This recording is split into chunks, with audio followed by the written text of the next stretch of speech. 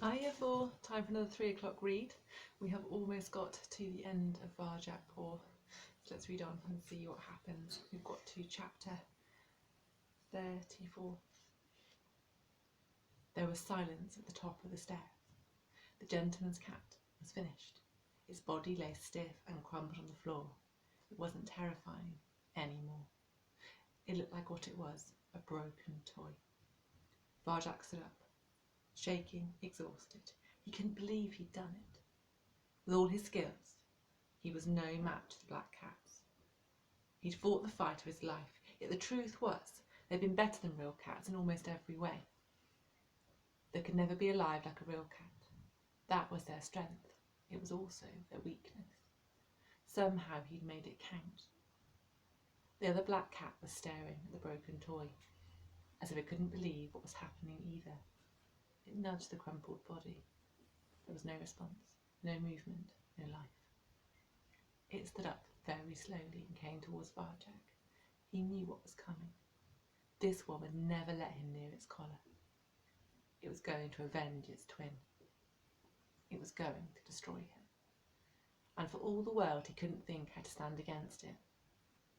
But it stopped just before it reached him and looked into his eyes. For the first time, Varjak thought he saw a flicker of expression. It looked sad, terribly, terribly sad. It wasn't fighting anymore. No, it was holding its neck out. It could beat him, it could beat anybody. It was holding its neck out as if it wanted him to cut the collar. Varjak hesitated. After all this time fearing and hating the black cats, he had never thought they might have feelings of their own. But the two of them had always been like one, and now without its other half, even the perfect fighting machine was useless. Varjak thought he understood. He leaned towards the black cat. It didn't move away, didn't resist. Very gently, he got its collar. Its eyes widened for an instant. Picture there of Varjak cutting the cat's collar. And then it too ground down to a stop. It was over. He's done it! He's beaten them! Everyone was shouting now, we're free! Where was Holly? At that moment, she was all he could think of. Where was she? She'd figured out how to stop the black cats. She was the one who'd done it.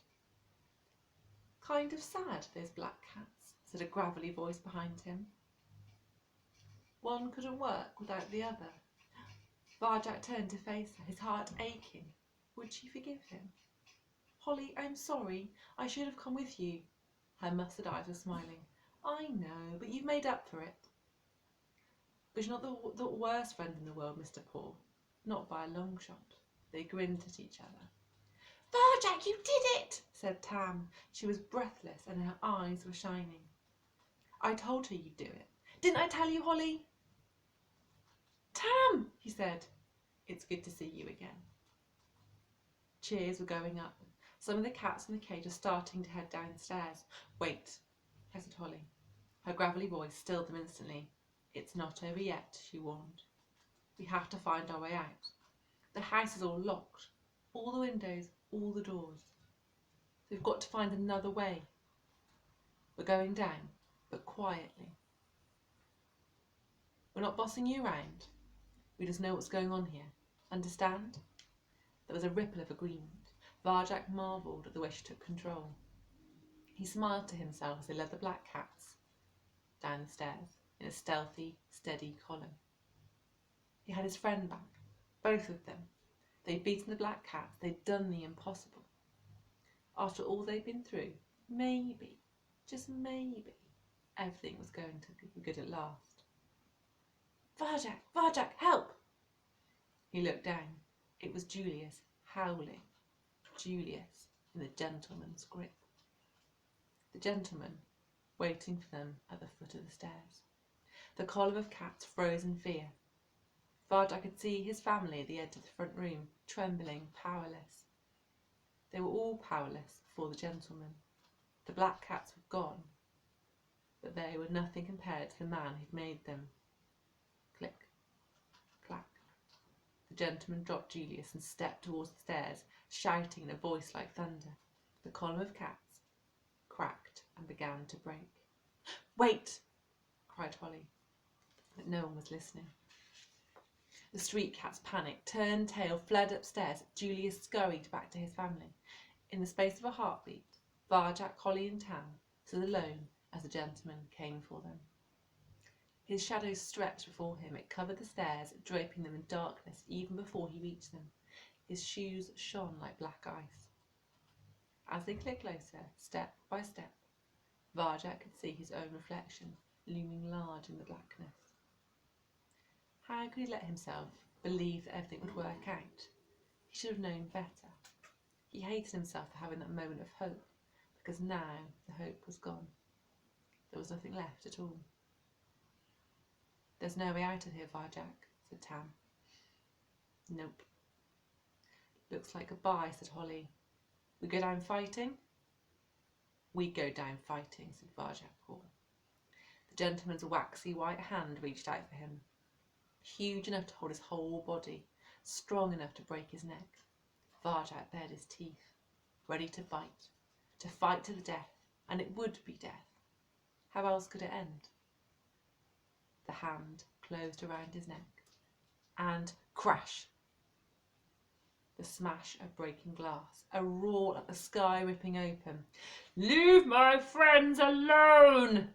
And the hand let go. Varjak looked up to see the biggest, blackest monster in the world. Cludge! It was Cludge!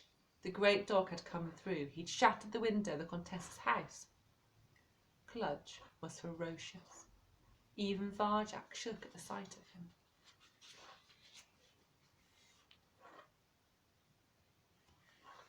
Cludge roared. The gentleman cowered. He backed away from the stairs, hands in the air, shaking with terror. It was something Varjak never expected to see. This almost mighty man, so vast, so powerful, he'd made the toy cats the black cats. He was responsible for the vanishings. He could do anything. And yet here he was, all his power, having something he was scared of, something he couldn't face. And that face was Cludge. The gentleman became a little boy, lost and frightened and alone. Cludge circled around him, glowering and snarling and snapping his teeth. He forced the gentleman over to the broken green window and then came at him with huge blunt claws. The gentleman screamed. He turned and ran, out of the window, out of the house. With a wink at the cats, Cludge leapt after him and chased him screaming into the night. And that's all for today. Got one last chapter to go tomorrow. Have a good day, guys.